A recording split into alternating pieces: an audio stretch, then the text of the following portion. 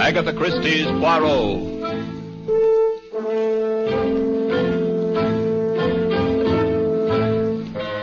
From the thrill-packed pages of Agatha Christie's unforgettable stories of corpses, clues, and crime, Mutual now brings you, complete with bowler hat and magnificent mustache, your favorite detective, Hercule Poirot, in Murder Wears a Mask.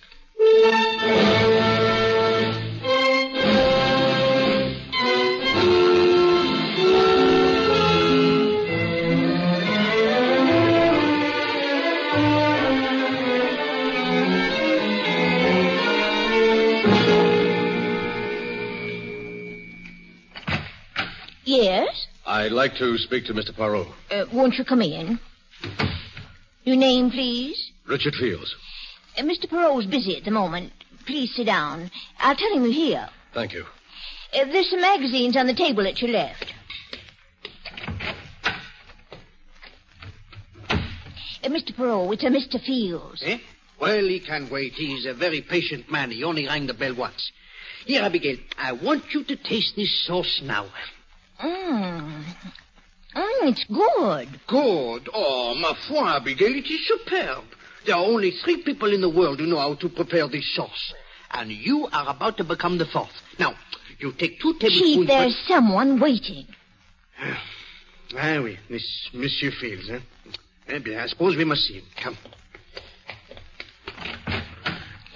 Mr. Fields, this is Mr. Poirot. Oh, how do you do? Bonjour, monsieur.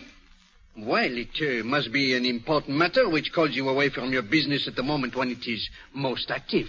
Well, as a matter of fact, I don't recall mentioning my business. But it was not necessary, monsieur. The Journal of Wall Street in your pocket tells me you are a stockbroker. Since it is only now 3 o'clock, it is obvious you left your office shortly before the closing of the exchange. Oh. Now, you would not do this for a minor matter. Oh, you're right. I've come to you on a matter that affects me very deeply. It concerns my daughter's welfare. Uh-huh. You see, Mr. Poirot, she's quite young, not quite 18. And at that, she's rather immature for her age. Yes, monsieur, but let us come to the point, please. I have a sauce cooking, important business waiting for me. Well... Now, what is the young lady's difficulty? She met this ham actor when he went up to her school to address the Dramatic Society. He's still quite distinguished-looking in a dissolute sort of way, and she promptly became infatuated with him. It's partly his reputation, I guess. He's been a matinee idol for 20 years. Well, that seems very normal behavior for a young girl of her age. Yes, but the horrible part of it is that he became equally interested in her. Why, the man's old enough to be her father. Oh, you must have heard of him. His name... Wait, monsieur, please. I should prefer to hear all the facts before you mention any names. I never like to engage in idle gossip. This is no gossip, I assure you. I was up at this man's apartment only an hour ago. He was showing my daughter a necklace he had bought her as a wedding present. Oh, monsieur, he woos her with diamonds. It is not illegal. In this case, Mr. Poirot, it's immoral. She's too young to see through him. Uh-huh. But why do you come to me? I want you to help me break up this affair. Oh, monsieur, The man has led a sordid life. You're an investigator. If you dug around, you could produce proof of some of the things he's done. Proof that even Laura would have to believe. I'm sorry, monsieur. You've come to the wrong person. My talents, such as they are not available for such enterprises. Good day, sir. I can afford to pay you well. Monsieur, no one in the world is rich enough to buy Hercule Poirot. Now, you will excuse me, please. I have important work in the kitchen. All right. I can't force you to do it, but I want you to know that you're leaving me no alternative. Eh? What do you intend to do? Something very simple, Mr. Poirot, and at the same time, very conclusive. Good day.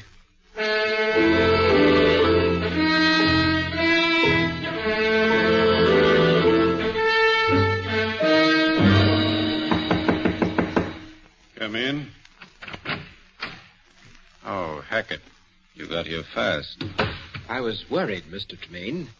This is the first time you've ever called me back on my day off. I suppose that's a pretty reckless thing to do to a valet these days. No, sir, just startling. Is anything wrong? I'm afraid so. You ever seen this before? Why, yes, sir. It's the jewel case you had out this morning. I gathered it contained a pearl necklace which you bought for Miss Fields. Yes. $10,000 necklace. A wedding present. Yes, sir. Open the box, Hackett. They're very lovely, sir. Are they? Oh, yes, sir. Very lovely. Hackett, you're a liar. I beg your pardon? You're a liar. You know perfectly well these are not real pearls. Mr. Tremaine, surely you're jesting. You've made a mistake, Hackett. You thought I was a complete fool, didn't you? You waited till Laura and I left for the theater at 2 o'clock and then substituted these cheap, cultivated pearls for the real ones, hoping I'd never find out until it was too late. I couldn't do that, sir. The pair of pearls were in the safe, and I don't know the combination. Who put them in the safe? I did. You asked me to. But I didn't ask you to leave the safe open, did I? I remember now that I didn't hear you twirl the knob. What did you do with those pearls? I never touched them. Very well. Give you your chance. I'm turning you over to the police. Don't touch that phone, Tremaine. Oh, you cheap, bungling thief posing as a valet. I should have realized what a bad performance it was. Well, I'm sure your experience will come in handy in prison. Drop that phone, Tremaine. Get your hands off me. All right, Tremaine, you asked for it. What are you... Put down that knife. Put down that... No!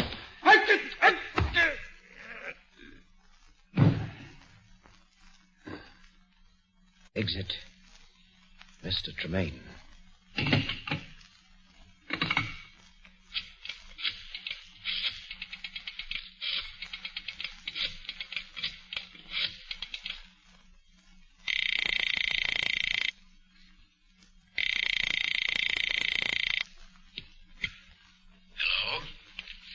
Hello, Mr. Fields. Yes. This is Archie Tremaine. Tremaine. Where's Laura? Right here at my place. You filthy swine. I told you this afternoon I wouldn't have her seeing you. Well, I don't see how you can stop her. We're getting married tonight. Married? Yes. We'd like to have your blessing. Why don't you come down? I wouldn't come down. Yes. Yes, maybe I will. Sure. I'll give you my blessing, Tremaine. Wait for me. I'll be down in 20 minutes. Don't worry. I'll be here. And so will the police.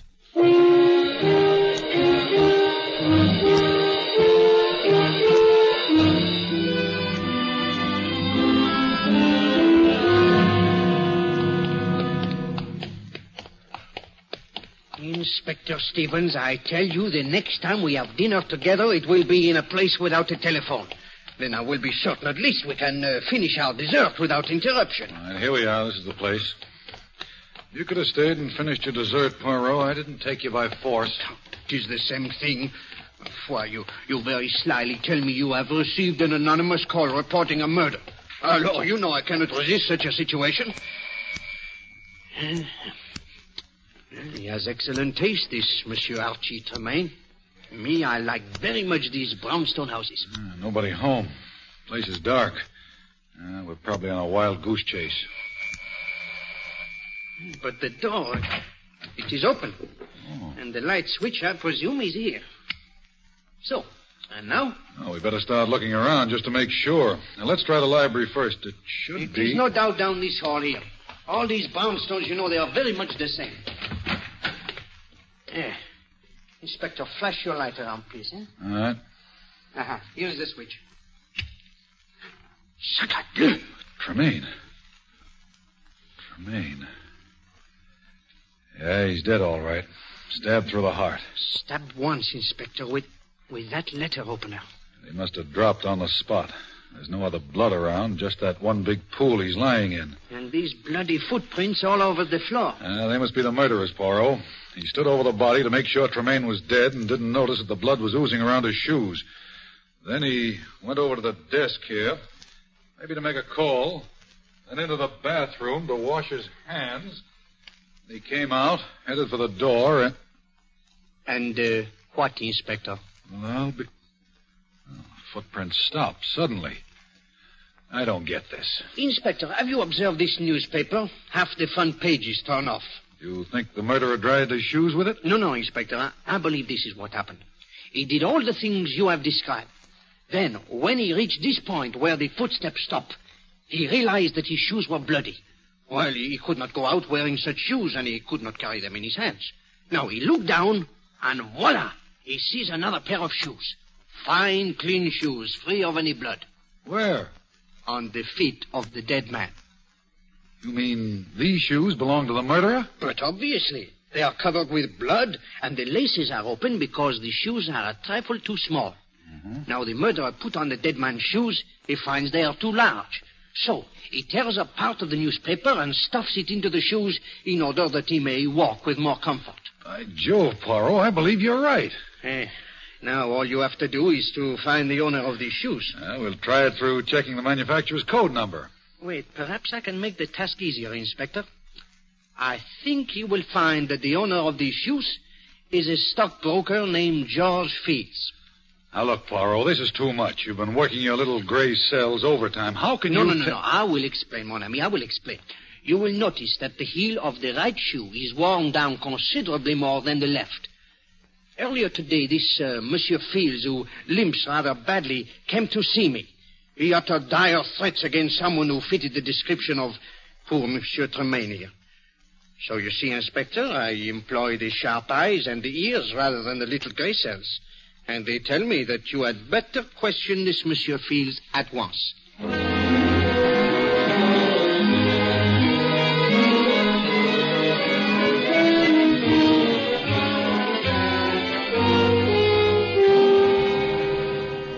Well, Poirot, you were right. We've got Fields here at headquarters under lock and key. He's our man, all right.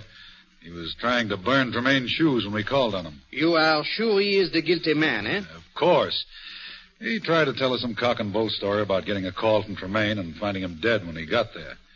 Says he got his shoes all bloody before he saw the body, and then he became panicky and changed them.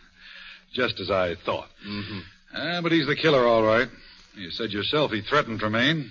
It's an open and shut case. Myself, I always mistrust the open and shut cases. Tell me, what of the anonymous telephone call you received? The way I figure it, Poirot, Fields called us himself, and then he thought maybe he could beat the rap, so he wiped off all his fingerprints, changed shoes with the dead man, and ducked. Oh, a very intelligent reconstruction, Inspector. Very intelligent. Alors, I must return to my office now. If anything new develops... I'll let you know. Good. Bonjour, Inspector.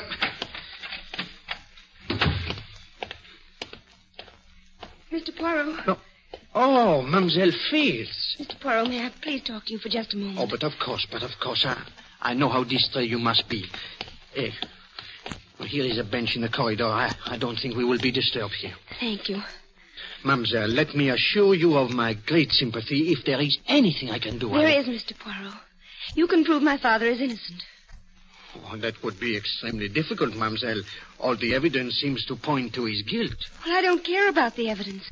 He didn't do it. He couldn't. He was in my office, Miss Fields, and he threatened to take desperate measures. He lost his head, but he didn't mean what he said. And he was there in Monsieur Tremaine's apartment about the time of the murder. He admits this. Well, of course he admits it.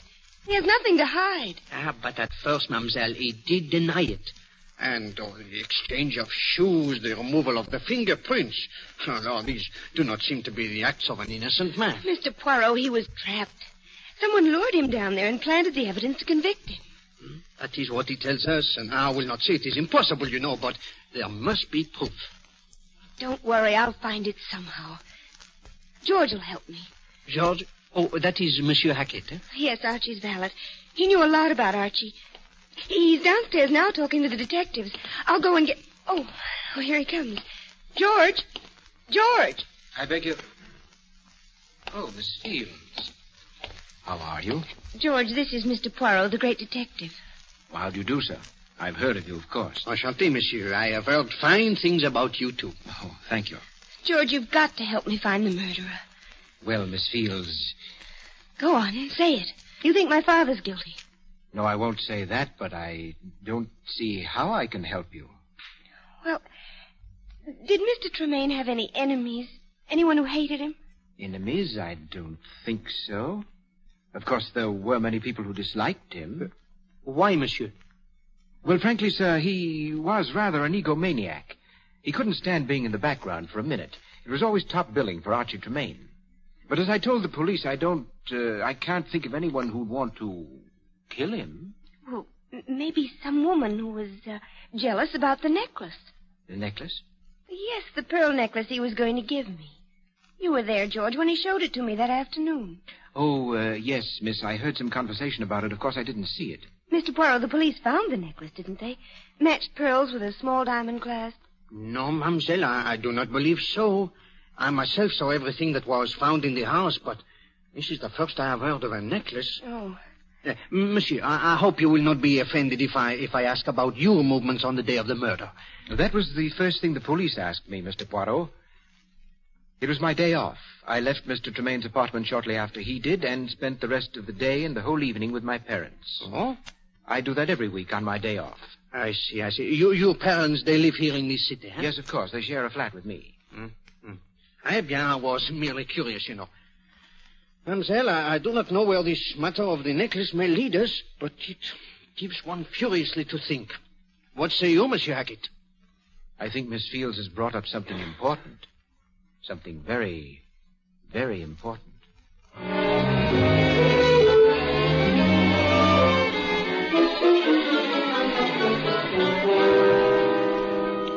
Now listen, you two. You live with me, do you understand? The date was April 5th, Thursday, and I was here all evening. Were you, George? That's interesting. I don't like your tone, Daisy. And I don't like getting the short end of the deal all the time. What? What is this, Peter? Hold up?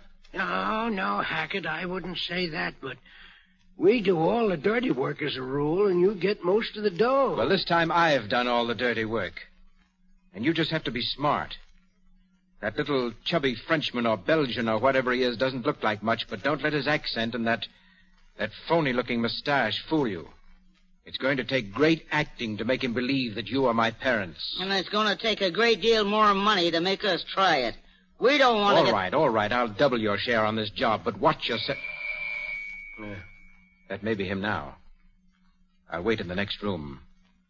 Just in case. No rough stuff, Hackett. Now, we'll handle it with kid gloves. Yes? Bonjour, madame. My name is Poirot, Hercule Poirot. May I have a few words with you? Well, yes, come in. What is it, Mama? A gentleman, Pa. Man named Peril. Yes, and my secretary, Miss Thatcher. How do you do? Howdy. Excuse my shoes being off. We wasn't expecting any callers. Oh, no. Do not be deranged, monsieur. We will be here only a few moments. Will you have some cherry cordial, sir? I made it myself. Madame, you are too kind. No. I wish only to ask a few questions about your son. George, what about him? Well, you know, I presume that his late employer was found murdered. Oh, yes, poor Mr. Tremaine. A kinder man there never was. Every Thursday, George would come around and talk about nothing but his wonderful Mr. Tremaine. Every Thursday, madame? Yes, sir. His day off. Tell me, on April 5th, the day of the murder, he was here that day too, huh? Why, what do you mean, Mr. Perot? Of course he was here. All day? Oh, from, about 2:30 on. He was teaching us to play gin rummy. Do you play gin rummy, miss? No, I'm not very good at cards, and I don't drink. Tell me, madame, where is your son now? I believe he's over at Mr. Tremaine's place, straightening things up, you know. I see. Eh bien, you've both been very kind. Oh, must you go so soon? Well, I said it would only be a moment. Come, Abigail. Well, I'm sorry George wasn't home. We'll tell him you were here. Merci bien, madame. Lovely old couple, aren't they? I don't see how their son could do anything wrong. I do not see how he can be their son. What? Did you not observe, Abby, that the kindly old gentleman and his wife, they both have fair hair and blue eyes? Yes.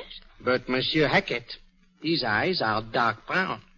It is impossible, Abigail, for two blonde, blue-eyed parents to have anything but blue-eyed children.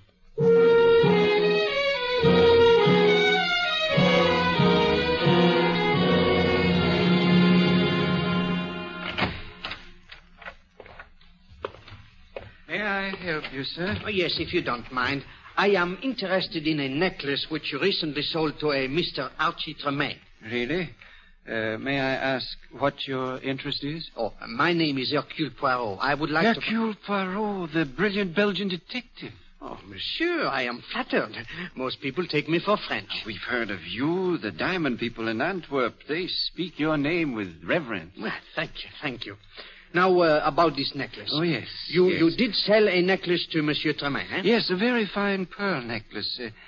See, it was delivered to him on April 3rd. April 3rd. 2 days before he was murdered. Yeah, this puts a new light on everything. How so, Chief? Well, the motive, Abby. If the motive was robbery, Monsieur Fields is clear. He himself is very wealthy. He would not kill for jewels. But it's gone, Chief. Who took it? I do not know, Abby. But when we find the person who has the necklace, we will have the murderer. Why, in that case, Mr. Poirot, you'll have to arrest me. Eh? You? I have the necklace right here. Mr. Tremaine returned it on, let me see, on April 5th, last Thursday. Monsieur Tremaine himself returned it? Yes, Mr. Poirot. He'd bought it on the understanding that he could return it within 10 days. He walked in here last Thursday, said he'd changed his mind about the lady and the necklace. And you refunded his money? Yes. As a matter of fact, we gave him the cash. It was just after 3, and the banks were closed. He said he was leaving town that night. Well, there you are, Chief.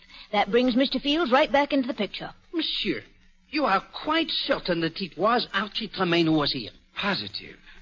Well, his picture was in the papers every other week. I imagine everybody knew what Archie Tremaine looked like. The silver hair, the monocle. Oh, no, then it must be so. Come, Abigail. There is still one small matter about which I must satisfy myself. Where are we going, Chief? To the library, Abby, to do some research. The library? What do you expect to find there? The biography of a murderer.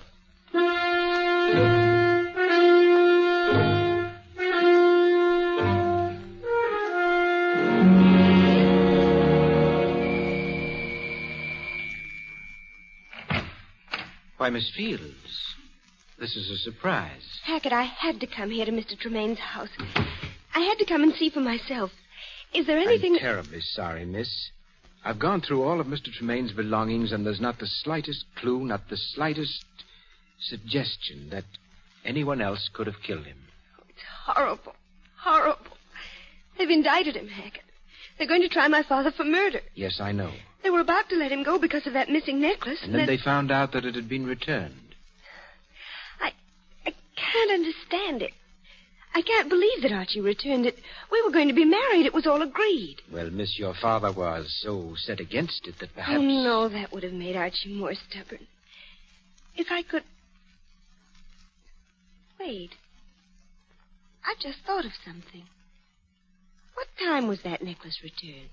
A little after 3, according to the jeweler. At least that's what the papers say. A little after 3? Yes, miss. But that's impossible. Oh, why didn't I think of it sooner? It's impossible, Hackett, because Archie was with me at the theater from 2:30 until 5. He couldn't have been at the jeweler's. You must be mistaken, miss. Oh, no, I'm not. The necklace was returned. Well, then someone else returned it. Someone else returned it and got the money for it. But no one had access to it except Mr. Tremaine. Oh, no one but Mr. Tremaine. And you. Me?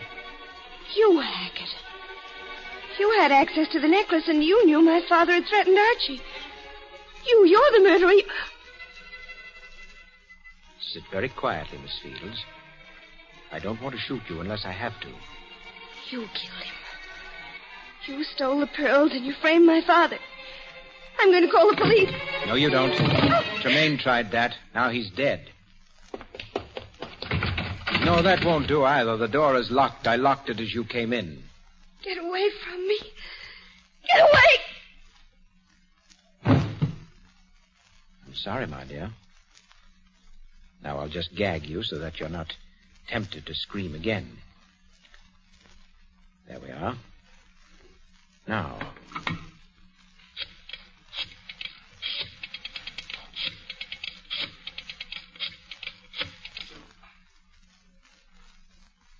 Hello, Daisy. I have a little job for you. No, it's not as hard as the other one. Doesn't require as much talent. Is that laundry wagon still available? It is. If I have Pete drive it down here to Tremaine's place, I'll have a bundle ready for him.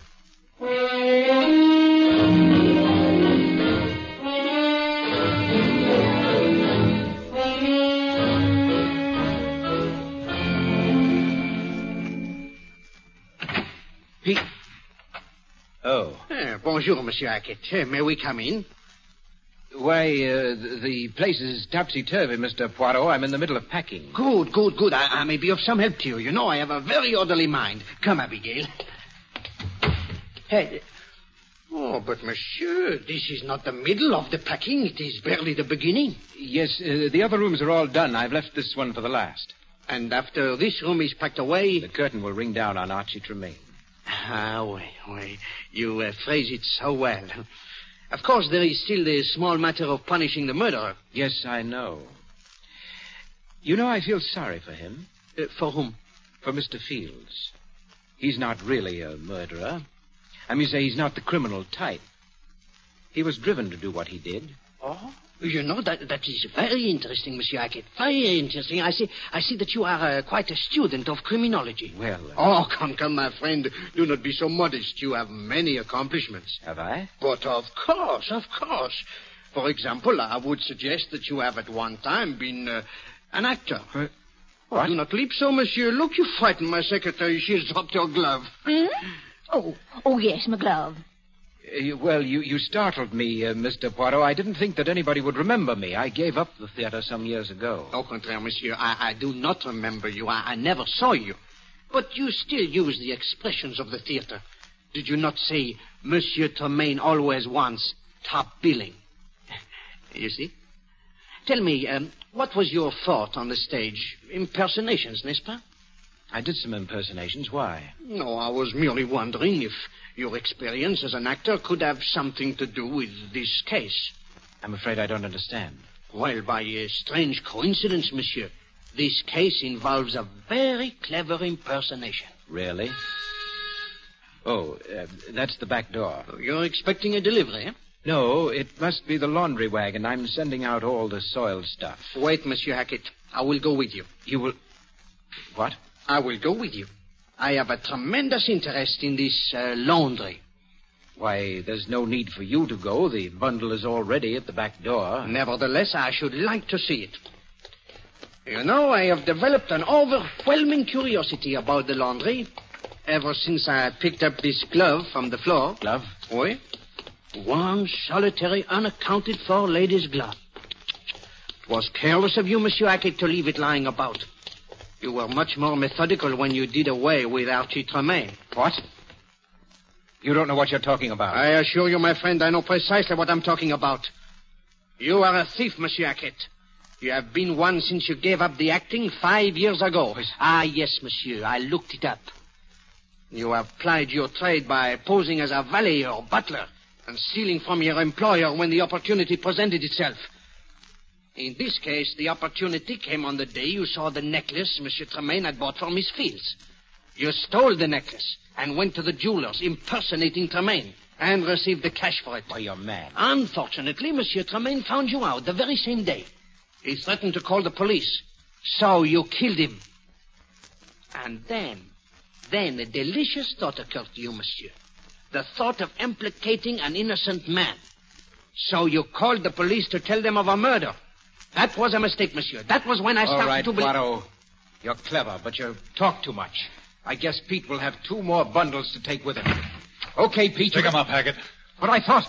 Where's Pete? Don't worry. We've got him nice and safe in a patrol wagon. Right where you'll be in just a minute. You see, monsieur? Your goose is boiled.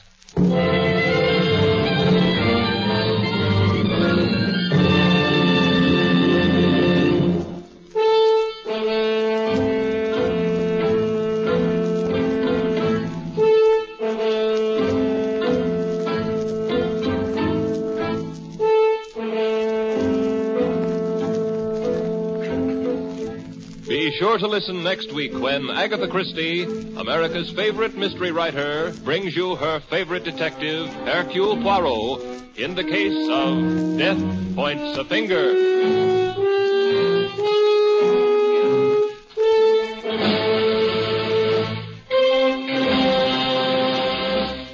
Agatha Christie's Poirot is directed by Carl Eastman. This is the Mutual Broadcasting System.